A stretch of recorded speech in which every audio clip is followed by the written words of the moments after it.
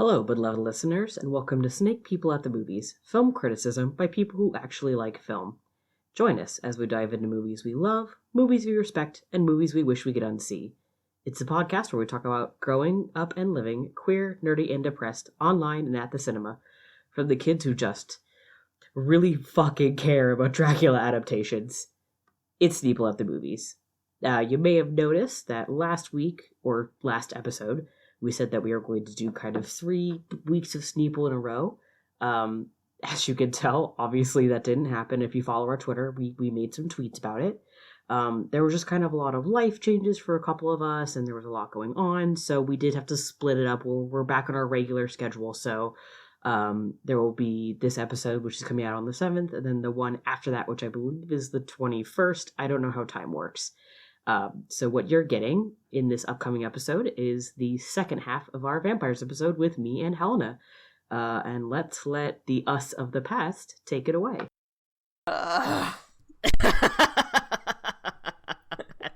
Welcome back, beloved listeners. Sorry, we're laughing. So, we just went from me and Z, and now a couple days later, it's me and Helena. Helena and I have had a chance to watch a movie together that we'll talk about in a second. You have to explain. It's like, I don't think I could do it. I don't think I could do it. Do you want me to roast you? Yeah, we got like 8 minutes into our recording, and Helena abruptly was like, "Oh, I'm not recording right now."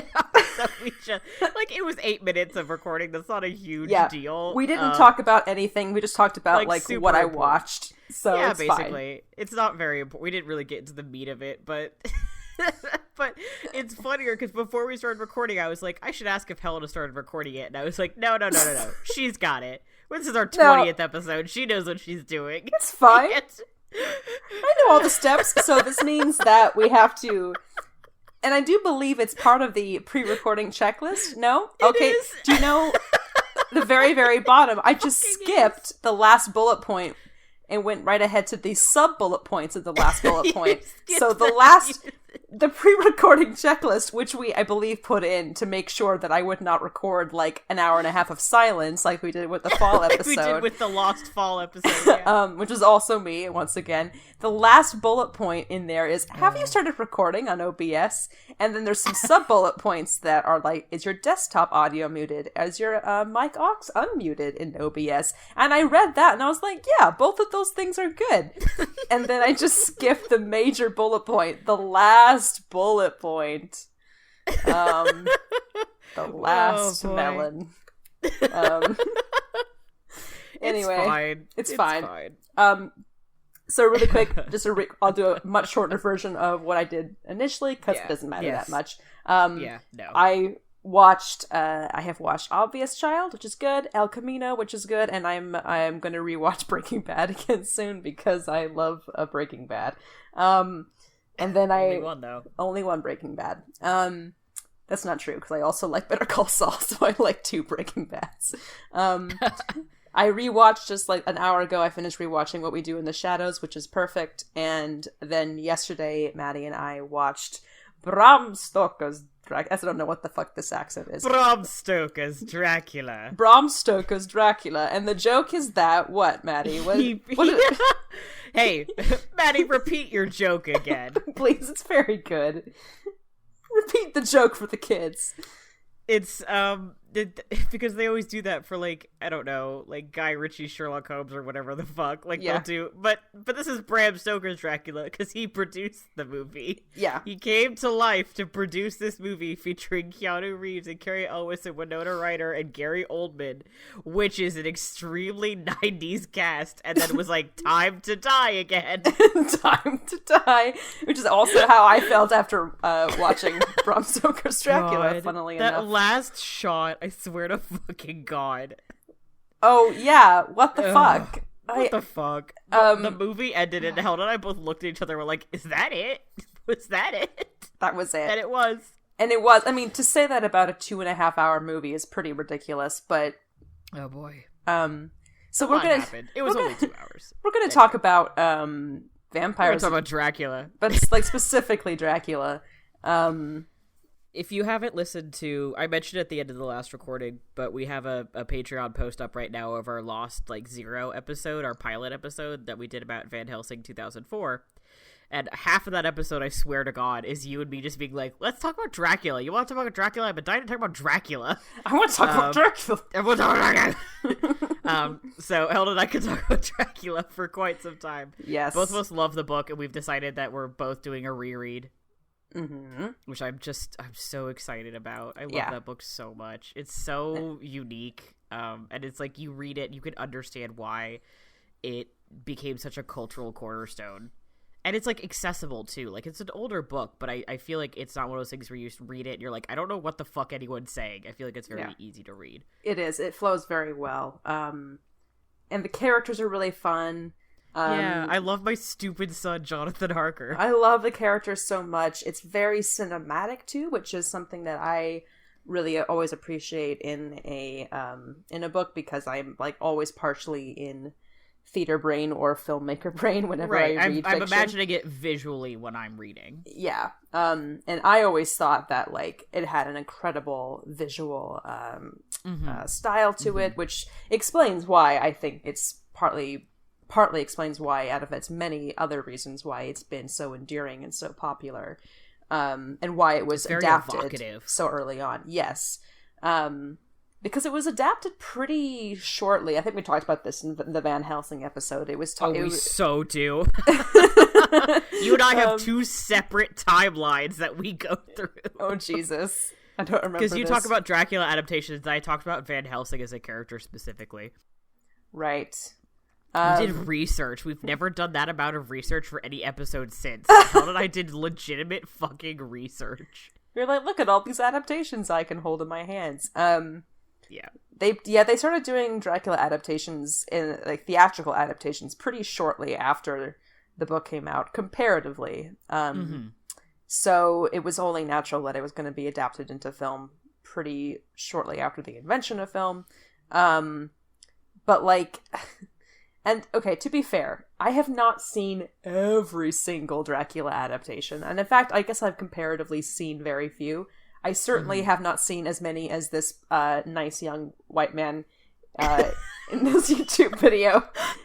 This extremely valid young man has seen in the YouTube video. When I did so before we started recording tonight, I did a Google search for what is the most faithful Dracula adaptation, because it has always driven me crazy that the Dracula adaptations that I have seen have not been faithful to the book.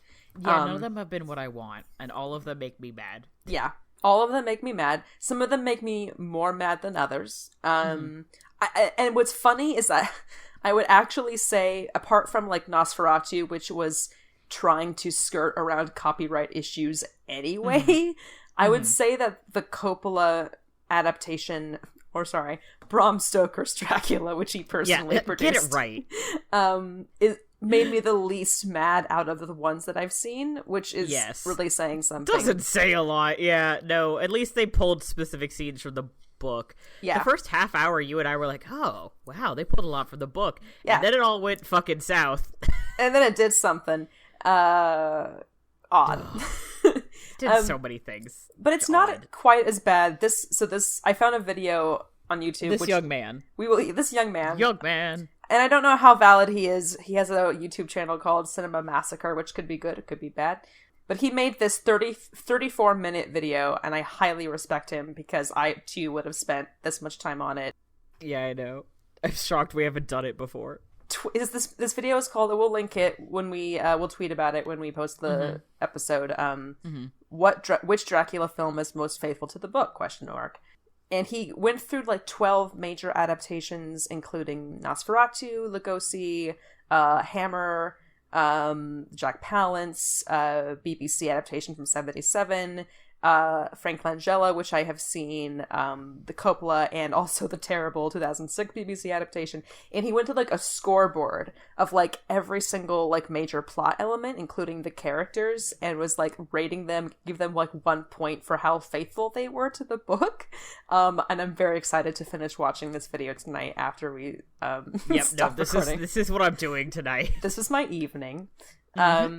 So yeah, it bothers me how unfaithful they are, and I can't remember where I'm going with this. It just annoys me.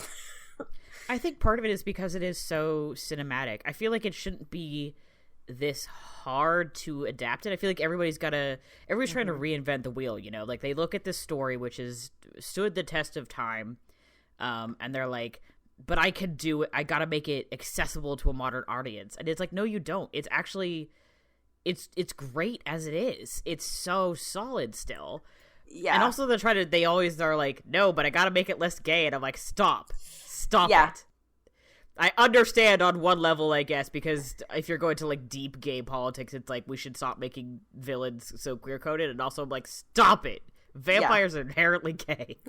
Yeah, like, it's definitely, like, I wrote here this bullet point, and I kind of believe it's a little bit, if not subconsciously, that all Dracula adaptations are inherently unfaithful if they're made by, like, the kind of people that have been making them for the past century, because they've all been uncomfortable with how homoerotic the book is, and so to get away from that in the book, they've had to, like, change the story fundamentally in some way in order to make the book less gay, and that's whatever, you know? That's not the first time that's happened, certainly. Shakespeare's certainly been a victim of that himself, right. But, like, with his sonnets in particular, but that, like... They always amp the sexiness in the wrong way, you know? Yeah. Like, they're always like, and now we gotta have these ladies' tits just, like, right out. Tits and out. Also, Mina doesn't have any, like, power of her own. She's woman, and it's like, stop doing this to her. Yeah. Like, That's my fucking wife. The politics of the novel, if we were to get into, like, metaphorically what it's supposed to mean. I mean, it's not perfect, and I will say that for it. Like, there's definitely absolutely not. Yeah, like xenophobia and all that lovely good shit. And fear of, you know, foreigners coming to Britain and, you know, raping our women and all that lovely stuff. But yes, you know, that's there for sure. And I'm not going to argue that, like, that would be a challenge, I think, for a Dracula adaptation that I would want to make would be, like, how can I adapt the story that I love while also not supporting the elements of it that I find unacceptable, you know, which is tricky. But I don't think that is the aim of... nobody else has really tried to do that either. Like, they're not like, we have to make it less awful in that aspect. Yeah, it's just kind of been, I don't know, let's make the monster sexy. Which God, they were so close. No one's ever successfully fucking done that either, so whatever. No, I don't know. Well, okay, they may have done it. I will argue that, like, even though he doesn't do anything for me personally because he's shaped like an uncle, but but Christopher Lee as Dracula, I would argue for... Sorry, I wasn't expecting that. Yes, no, Christopher Lee as Dracula is, I would like, yeah, I buy that, like, that's sexy. Actually, no, also, Frank Langella, again, not my type, shaped like Nixon. Unfortunate. Because he played Nixon in Frost Nixon, the film. That's the only reason I say that. But he was also kind of sexy in that weird kind of, like, 1970s way. In that adaptation. But the adaptation changed so much, and it was so confusing. And I don't... And it's not even, like, stuff that is necessary to be changed. Again, it's like, this character is Lucy, or this character's name is Lucy, but it's Mina. Like, it's Mina's character. And she's engaged to Jonathan, but he's also Arthur. Like, his character is a combination of Arthur and Quincy. And Jack is, like, 30 years older, and Mina is his daughter or something in this adaptation. I was like, what is going on? No, isn't it Van Helsing's daughter? Mina's Van Helsing's daughter? That also may have been...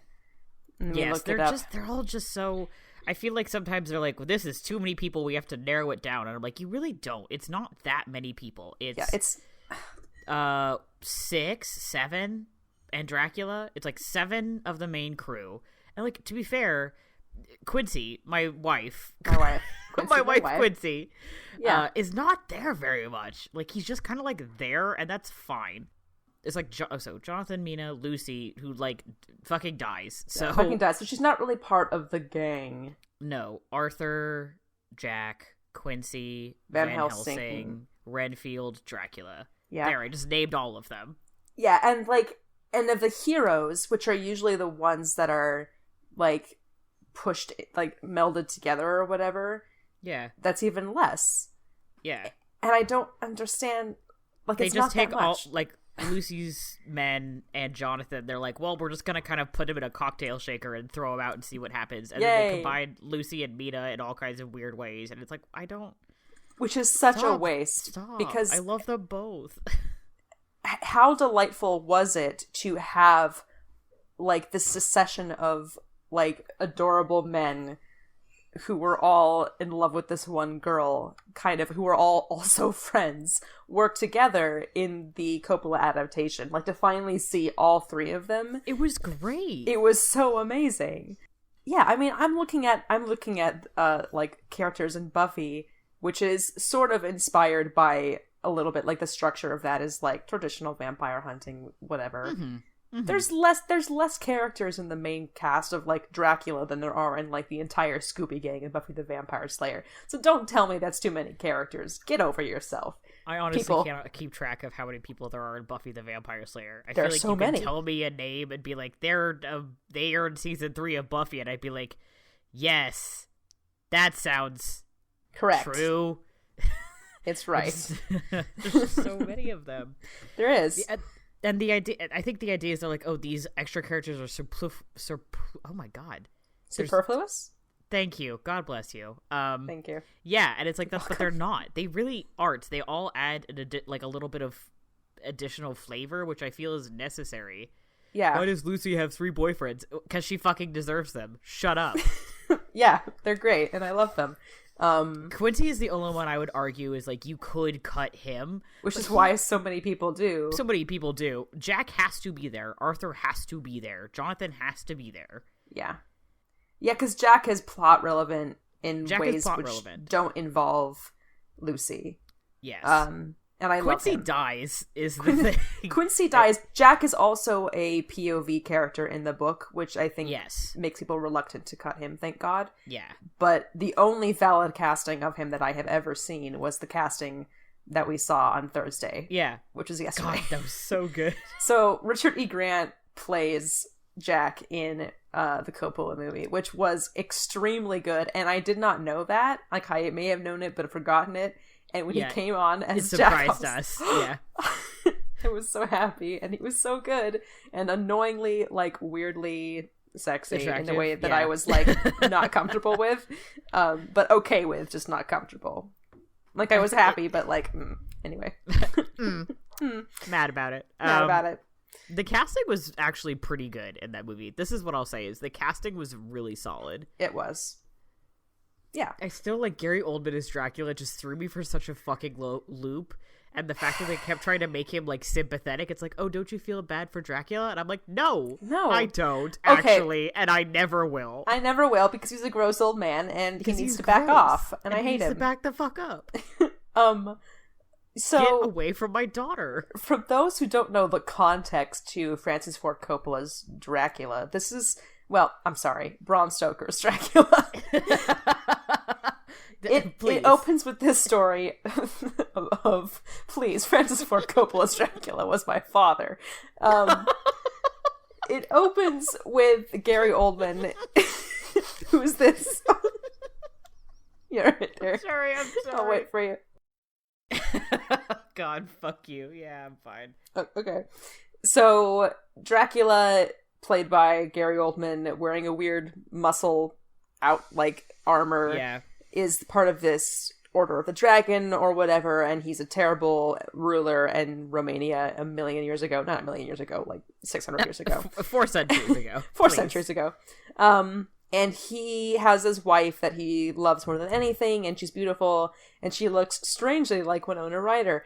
And he goes out and, like, kills a bunch of people in this battle, and he's victorious, and one of his enemies pulls some Romeo and Juliet shit, but on purpose, and sends this letter to his castle, to his wife, saying, "Oh, just so you know, your husband died." And he fucking died, yeah. He fucking died. And then she commits suicide and throws herself off the castle walls. And then he comes back to find that she's died, and the church won't bury her. Yeah, because she committed suicide. And then he does this Dorian Gray pact with the devil. And the devil, he stabs a cross and it starts bleeding. There's blood everywhere. A lot. And he drinks some of it. And he drinks that's why some he's of a it. vampire. And he's a vampire now. So, the movie posits that Anthony the Hopkins whole... is there. He's there. He's just a bishop or whatever. Like you do. Yeah. So the whole movie, the whole adaptation is based on the premise that Dracula became a vampire so that he could, I don't know... Take revenge on the church, I think. Take revenge on the church for... not burying his wife, and that he would eventually be with his wife in eternal whatever, so that he did it question mark profit for love or whatever. And then he has this whole past lives thing which is kind of like a Fright Night thing, which funnily enough, where Mina Harker, Jonathan's glyphwand, and our wife, his wife, and his our wife, and our and wife, Lucy's wife, looks a lot looks the exact same as this person, this wife who died 4 centuries ago. And so he sees a portrait of Mina when Jonathan comes to his castle, and he's like, "Oh my god, that's my wife. I gotta go get my wife." And there's all this weird past lives shit where she's remembering it, and she's in love with him because she's remembering her past life as this dude's wife, but she's also married to Jonathan, and it's what is even going on here? And we're supposed to buy that Winona Ryder would be yeah, I'm down to have I'm down relations. To fucking clown with this. I'm down. With Gary fucking Oldman? I'm down to do this. I'm down to... In that wig? Drink blood out of his chest when my other husband is Keanu Reeves, and he's a perfectly nice man, and it's just my real husband is 90s twink Keanu Reeves. Yeah. Get real. Get out of here. I don't believe it. The only way I could buy it is if Dracula is mind controlling her. That's the only way I could buy what fucking happened. Yeah, which is what happens explicit. Yeah. In the book. No, in the book. So there's a scene that was done in that movie, kind of, that has been done in other adaptations where he forces her to drink from his blood. So she is slowly turning into a vampire throughout the latter third of the book. But he comes to their house at night, and when she's in bed with Jonathan, and Jonathan is sleeping because he sleeps a lot after his trauma because he's stressed all the time. Because he's baby, and he hypnotizes Jonathan so that Jonathan doesn't wake up, and he threatens to kill Jonathan if Mina doesn't drink his blood. That's how it happens in the book. And in this movie, it's no, she wants to drink of his blood because she's past living right now. And I'm I don't know what that means or what that is, sir. And I don't buy it. It's just... I don't know why they do this. I just don't understand why they do this to me. So anyway, Helen and I are gonna adapt Dracula, and it's gonna be fucking good. So it's gonna be very good. Stay fucking tuned for whenever, I guess. Yeah, when we become filmmakers, I suppose. There was a terrible adaptation in 2006. I don't know if I talked about it in the Van Helsing episode. I don't think so. It was... Didn't they do... Maybe I'm thinking of this one. No, 2006 seems too early. The one that had... I'm gonna have to look it up on IMDb. Hold on. Talk about something else while I do some searching here. So in this adaptation of Dracula, the BBC 2006, everyone's favorite shaped like a friend actor. I'm gonna stop saying that joke soon. What's his name? Oh my god, Rafe Spall plays Jonathan, and he dies early on in the film. And in this movie, vampirism is just like syphilis, and Arthur Holmwood has syphilis, and he's like, I want you to bite me and make me a vampire so that my child won't have syphilis. And that's BBC 2006. I was right. So there was another miniseries adaptation in like 2013, 2014 that has Katie McGrath as Lucy. That's what I was fucking thinking. Yes. I don't think that was a miniseries. I think that just got canceled, unfortunately. 10 episodes. Bitch. Yeah. It seems like it has a similar plot to Bram Stoker's Dracula. Dracula travels to London with dark plans for revenge against those who ruined his life centuries earlier. However, his plan is complicated when he falls in love with a woman who seems to be a reincarnation of his dead wife, which is a trending theme, I guess. Why is this? Did they make Dracula sexy? Hold on. Well, I'm doing a research here. They did, because he's played by Jonathan Rhys-Meyers. Oh yes, Why? Although, he plays Alexander Grayson. Is that Dracula? Alexander Grayson, who is Dracula, also Vlad Tepes. Oh, that's so annoying. Why do they do this to me? Although Katie McGrath don't fucking deserve this. Katie McGrath as Lucy Wisterna is great. She was also a lesbian in that show. She was lesbian. Was great. Also, Thomas Kretschmann was Van Helsing, which is extremely sexy of him. But they don't have an Arthur or a Jack or Quincy. Question mark. Who the fuck is Lady Jane Weatherby? Just some bitch that we don't know. Anyway, so this adaptation fucking happened, I guess. Yeah, it did. I was so under the impression that it was a series that just got canceled, but I guess no. No, it had 10 whole fucking... Maybe it did get canceled, but it had 10 whole episodes. Rafe Spall. I'm gonna look up his filmography really quick. My best friend, Rafe Spall, who some of you may know from Hot Fuzz, or his long life as Timothy Spall's son. Dracula TV movie. Jonathan Guess Harker. Who remembered that Stephen Moffat and Mark Gatiss are making a fucking Dracula show? I hate everything. I just don't want it. I just don't want it. You hate to see it. You hate to see it. You just hate to see it. That's the thing. You hate to see it. Y'all, I'll be real here.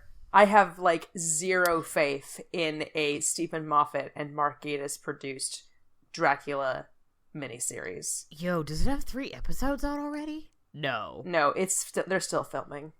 Okay. Who is Mark Gatiss playing? I don't know, it doesn't say.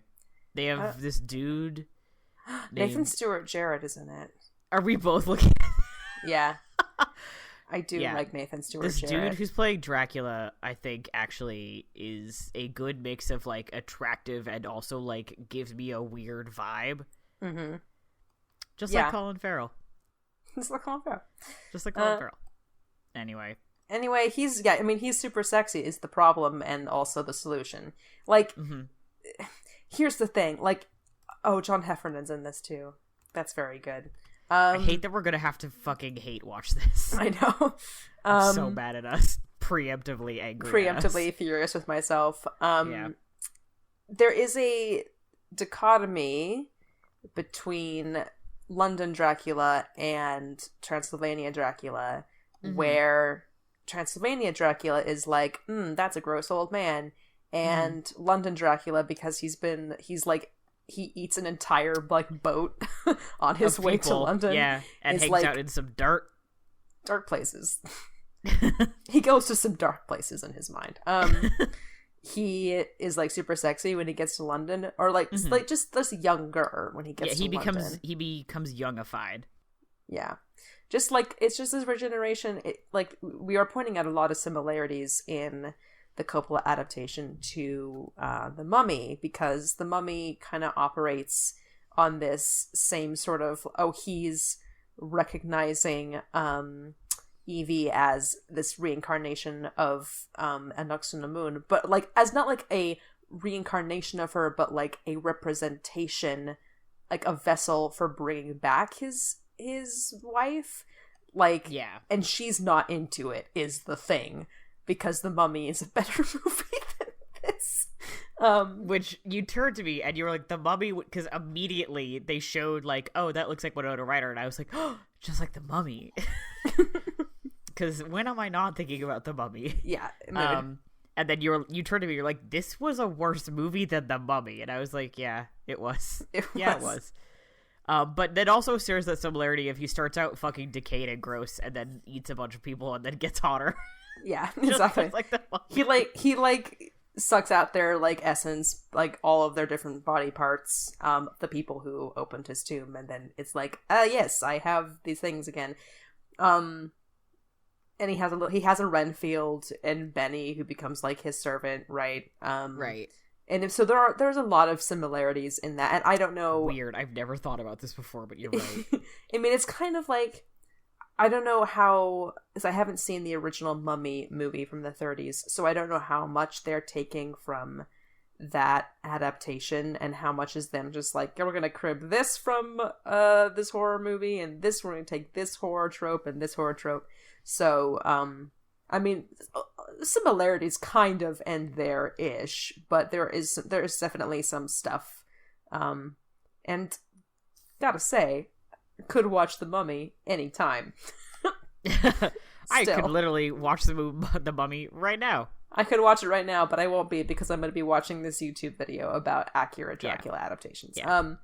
Boy, okay. Do we want to talk about things that aren't Dracula for like 10 probably. minutes? Ezra was like, you guys are just going to talk about Dracula, and I was like, no. Whoops. I don't know. I mean, fucking Boo-Boo the Fool over here. I had more faith in us than I should have. Well, look, we chose to watch a Dracula adaptation the day before we recorded this episode. I really wanted to see it, though. We put ourselves in this corner. We did. Yeah.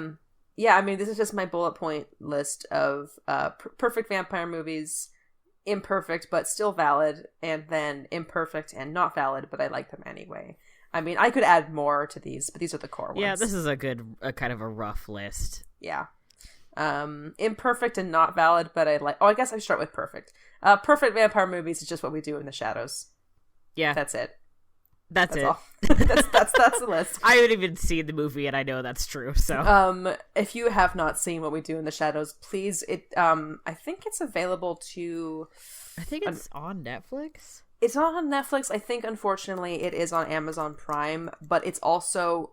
it's still on Prime Video. Yeah. Oh no, it's not. You can't watch it for free, but you can rent it. You can rent it. Well, you could also rent it from your local video rental store. Yeah, do that. Or if you have Canopy, which is the free streaming service that you can get if you have an account with your local library or your university library, you can watch. Oh. Yeah. It's on Canopy right now, which is where I watched it tonight because I don't own it. Oh, that's good to know. Yeah. Canopy is cool. You only get to watch 6 movies like a month, but it has a very, very good catalog of films available, including What We Do in the Shadows.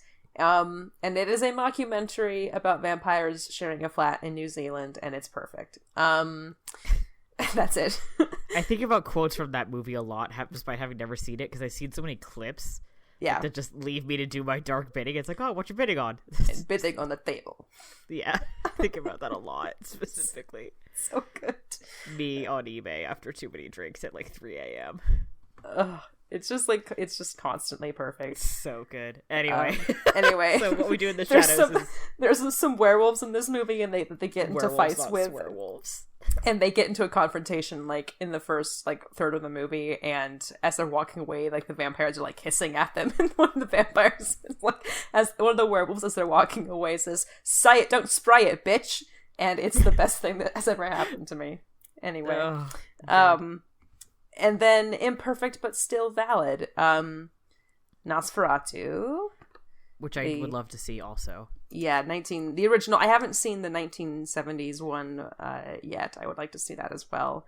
But the 1920s one is very good. I would also like to see the movie Shadow of the Vampire, which is a movie about what if the guy who played Nosferatu in the movie Nosferatu was really a vampire and started eating crew members. And it's John Malkovich as the director of the movie and Willem Dafoe as Max Schreck, I think is his name, who played the Nosferatu. It's just that rules. It's such a good concept for a movie, and I really want to see it. I don't care how good it is. Absolutely. I think so. That one's also valid, even though neither of us has seen it yet. Yeah, it's extremely valid. Max Schreck. And then the Fright Nights. The Fright Nights. Oh, you know who else is in Shadow of the Vampire? Who? Carrie Elwes. Good. My son. Because this movie was made in 2000, not 1990s. How good for him. Yeah. Fright Night and Fright Night Remake, both very valid. I still would love to see the original Fright Night. We were talking about it yesterday, and I didn't realize that instead of him having like a Vegas residency like he does in the 2012, the fucking what's his bucket? Peter Vincent. Peter? Yeah. He hosts like a TV horror movie show, which is like so fucking perfect. Yeah. I love that so much. He's great. He's like their dad. He's played by Roddy McDowall. Yeah. I think the translation of him to having some like this like wild like Vampire Hunter Vegas residency show is also extremely funny though. Yeah. It's like what if Peter Vincent but like weird sexy. Yeah. But it's David Tennant wearing leather pants and drinking Midori straight out of the bottle. Yeah, which is like a very niche yet somehow universal sex appeal. Niche in that it applies to me, and then universal in that it's somehow we're all garbage that we grew up watching Doctor Who. Yeah, and that just happened to us. Yeah, it did. But Fright Night Remake is also extremely valid. Yes. And I don't know. I can't remember if the remake, because I haven't seen the remake since it came out. But luckily for you, I just rewatched it, so ask away. So my question is there a past lives thing with his girlfriend in that movie? No. Okay, because that element is in the original Fright Night. Chris Sarandon, who plays evil sexy vampire, has like this portrait of his like girlfriend from whenever, and it looks exactly like the girlfriend that this teenager has, which is creepy and awful, but also, you know, the thrust of the movie. And so that's like part of his motivation for turning her or wanting to turn her is that like she looks like my the wife. No, unfortunately, it's just kind of gross. Yep. So that's Fright Night. Yeah, that's, I think, the most bummerific. And, like, when I first watched it, I was 18, and therefore I was like, oh, these characters are 18, and this makes sense. And now I'm 26, and I'm like, no, this is gross. I mean, he is meant to, I mean, like, it doesn't make it better, but but he's meant to be just fucking disgusting. Yeah, he's meant to be a disgusting predator because he's a vampire, and vampires are predators. Yeah, it comes off him in waves. Yeah. It's like, it is unnerving. Colin Farrell, great actor. Yeah. Chris Sarandon is also perfect casting for that. Because he's just creepy. He's just mean and creepy. And so that happened. The Lost Boys. I wish I just like totally blanked on The Lost Boys. I would have loved to watch it again because I really liked that movie when I saw it. I really enjoyed that movie too. I actually think that it's one of Joel Schumacher's best films. Which is like says a lot about Joel Schumacher's film career, but but also The Lost Boys fucking rules. It's very fun. It has one of my favorite like last lines in any movie ever. What is it? Remind me. Oh god, now I have to find it so I can get it exactly right. It's all right. Anyway, The Lost Boys is gay, and that's why it's valid. Yeah, when the vampires really die, also they turn into glitter when they die. Yeah. So if you think that Twilight invented sparkly vampires, you're wrong. It was The Lost Boys. You're wrong. Literally, oh, here it is. It's the first line on IMDb. Because, like, it ends with the grandpa coming in and, like, helping them kill all the vampires. Spoilers for The Lost Boys. Whatever. That movie came out in, like, the 80s or something. He goes to the fridge and gets out a beer, and he says, "One thing about living in Santa Carla I never could stomach. All the damn vampires." And the movie ends. That's so good. Yes. So good. Yes. Because this entire movie, you've just been assuming that, like, the grandpa like has a completely oblivious he has no clue to everything, and he's just like, "I always hated the vampires." It's like, this is so good. Yeah, I love it. What else do we? I also never saw Only Lovers Left Alive, which I remember went through like production hell, as I recall. Like, really? Well, I'm trying to remember because Z was tracking that movie for so long. It was one of those things where like. It was taking forever for it to come out, and like it had a very weird series of releases. It was just one of those things where like no one could get their hands on it to actually watch it, but we all knew it existed. That's so weird. And therefore I still haven't seen it because I just kind of assume that it's just floating in like a nebulous state, and it's definitely not. People have seen it. It's definitely not. No, I watched it like maybe 1, maybe 2 years after it came out. I can't remember how. I watched it with a friend in Vancouver, and I just can't remember how she got a hold of it. But she had seen it by that point, and she really liked it. And she was like, "I can't believe this is a movie about Tilda Swinton and Tom Hiddleston being vampire lovers. I can't believe that you haven't seen this movie, you absolute lunatic." And I was like, "I know." I mean, yeah, well, that's why Z was following it for so long. Like, duh. Yeah. No, I mean, it is a very fun movie. It's a very, what's the word I'm looking for? Not tasteful. That's not the word I'm looking for at all. But it's like, it's a very, like, a very hipster vampire movie, but still somehow good. Yeah, it's just fun. It's like a philosophical one. Another vampire movie I saw. So I think when we were doing our horror episode, I was talking about when I was at that Halloween party last year. And I kept wandering in and out of the living room, and there was always a fucking vampire movie on. And I just remembered the main one that it was, and it was fucking Daybreakers, which has like Ethan Hawke and Willem Dafoe. And it's like, it's nuts, dude. I don't remember anything about that movie. I had never heard of it. Oh my god. I'm like, I don't really want to watch it, is the problem. Daybreakers? But part of me is like, yes. But part of me is like, but what if I watched this movie for real? I'm gonna look it up right now.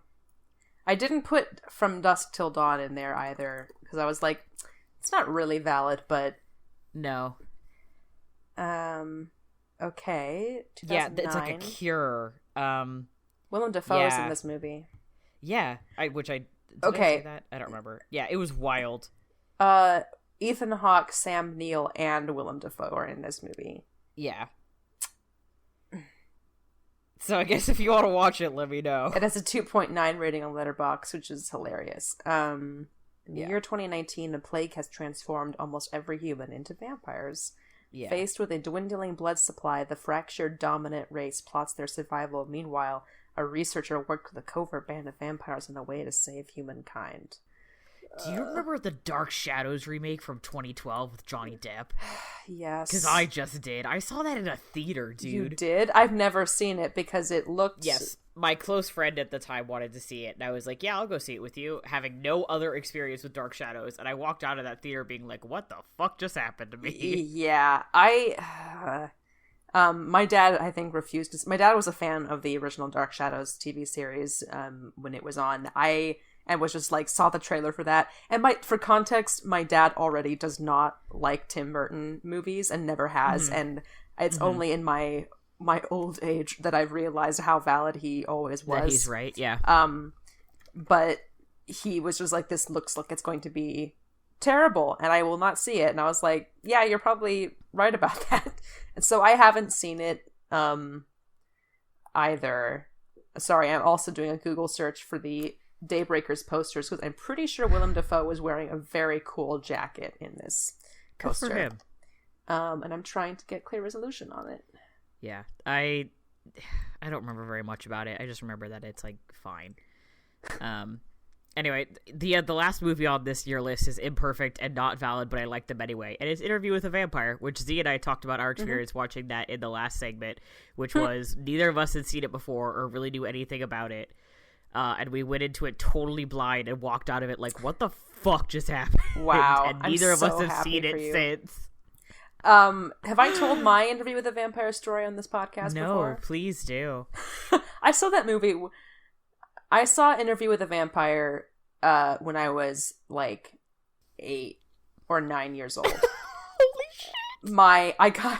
My friend at the time, Lucy, was like really into scary goth shit, and she got away with watching a lot of let's just go with a lot of more mature movies than she should have strictly been watching. We may have been maybe like a tiny bit older, but we were still in elementary school.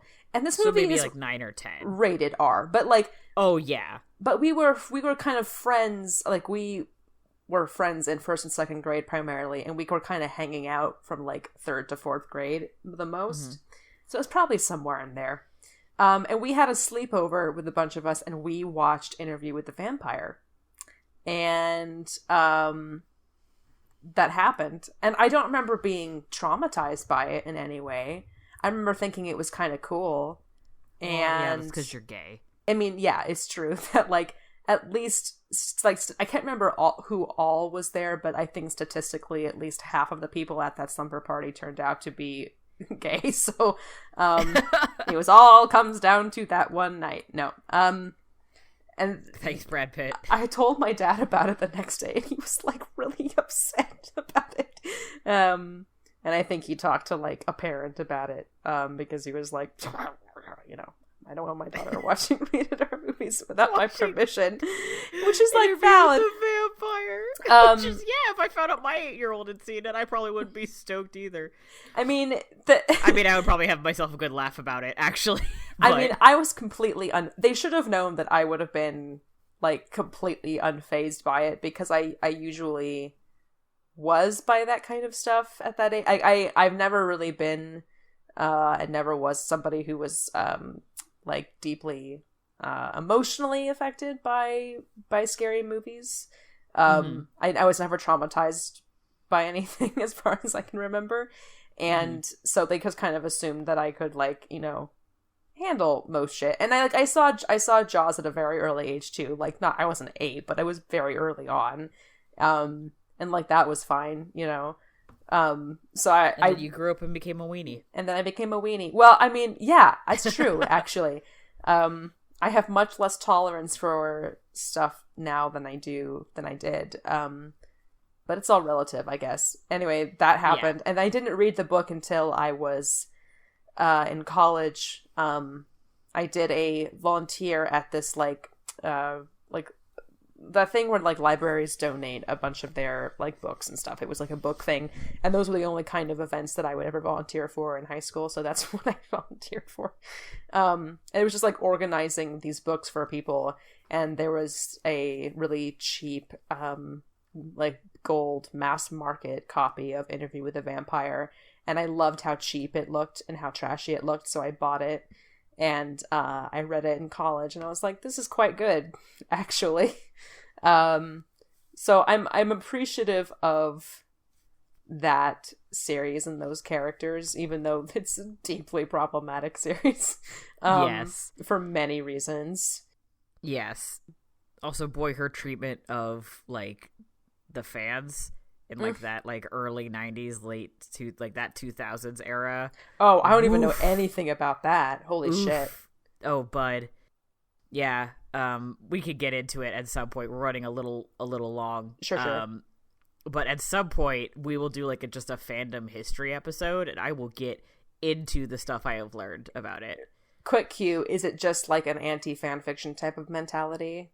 It was a lot of the, like, lawyer style stuff that was were like, whoa. But she would, like, yeah, so they would crack down with her big team of lawyers. But also I think that she would, like, read fic and get ideas, and then she would crack down with lawyers. I'm gonna have to double check my sources, so if anybody is like, no, that's the wrong author, just, like, send me a tweet or something, like, let me know. I'm gonna double check my sources here. But yeah, I think that's Anne Rice. Wow. I mean, that wouldn't, based on what little I know about her, that would not surprise me entirely. But if that was her, but I don't know for sure. That's fucked up. Yeah, I mean, a lot of things. The Vampire Chronicles series were pretty good for a couple of books, and then she's still writing them. She's still writing them. He's still going. I mean, he can't die, right? So it's like whatever, man. So it's like whatever, man. So he can go on as long, and that's I think what we should end the episode on. Vampires. It's like whatever, man. No, we fucking love vampires, obviously. Specifically one vampire who's also bad. But vampires, it's whatever, man. Vampires is whatever. If that wasn't so long, I would make that the episode title. Vampires, it's whatever, man. God, that's just gonna that's a t-shirt. It's Sneeple merch. The vampires, it's whatever, man. Yeah, right. I think specifically that's the vibe of many vampires who have specifically been on Buffy. Yeah, true. Spike's just like, it's whatever. Have you seen Buffy? This I don't know if this is because I was talking with Z about how Madeline wants us to watch Buffy, and I couldn't remember if you had seen any of it or if it was just me and her roommate. I have seen I started watching it when it was on Netflix, and I know quite a bit. I know a little bit about it. I don't know specific plot details, but I've seen like a handful of episodes from the first season, and then they took it off of Netflix, and then I was like, so I am down. Definitely that's down also my it. kind of interaction with Buffy is like I saw like the first like 5 episodes years ago or something, and I was like, I can't concentrate on this, and then I stopped watching it. Yeah, it's like I was doing that thing that I do for a lot of shows that I watch, where I just kind of find ranking. If it's a popular enough show that people have like ranked every single episode, I watch like the best 70% and just skip the shitty ones. And so I was doing that in the first season. I was just like, all right, I'll skip this one, and we're going to move on to this one, and I'll watch that one. Which is an experience I highly recommend with shows that have great, honestly, more than 5 seasons. That and like an American television show where each like season has 22 episodes, and they're all like 40 minutes like long. Half an hour long or 40, yeah. Mm-hmm. Yeah. Yeah, I'm doing that with a lot of shows right now, actually. It's very good. No, that's such a good idea. Yeah. Anyway. It's whatever, man. It's whatever, man. All right. Thanks for hanging out with us here on Steeple at the Movies from the Infinity Break Network. Check out infinitybreak.net for more awesome content, or come hit us up on Twitter at people_snake, or shoot us an email at steepleatthemovies@gmail.com. Our amazing music was done by Johnny Ronaldo, who you can find at Johnny Ronaldo on Twitter. Our super snazzy logo was designed by Bethany Leuthold. You can find her at bethyleuthold.wixsite.com. That is Bethany, LEUTHOLD.WIXSITE.com. If you have a subject you want to hear us talk about, a movie you think we need to see, or an invitation to the Unholy Masquerade, come say hello. This is episode 20. We're up on our we're getting close to 25, which is like fucking bonkers to think about. Mm-hmm. But as always, we still appreciate you guys like talking about the show, or giving us feedback also. We haven't said that before, but like if you have things you want to hear us talk about, or like things you think we could do better, I always want to hear that, because I want to make our show good, even though it's mostly just for us, honestly. But yeah, so share the news, leave us a review, all that good stuff. We really appreciate it, and it makes us happy. And sometimes I just check the reviews on iTunes, and I'm like, yay, people like our show. So thank you so much for anything you've already done. That really is cool too. I mentioned this earlier on too, but we have a lot of stuff on the Infinity Break the Infinity Break Patreon, which is patreon.com/Infinity Break. We have a lot of clips from the show, stuff that I've cut out and put up there. We have our pilot episode. There's a lot of really good stuff. So if you like what you listen to and you want more, you get a lot of stuff just for $1 a month. That's where all of the like secret snippets go. There's a lot. I've cut out so much fucking stuff. The bullshit that we go on that Matty ingeniously cuts out. But a lot is really fucking funny, so it's good. So that's all the news that's fit to print. As always, thank you for listening, and we'll see you at the movies.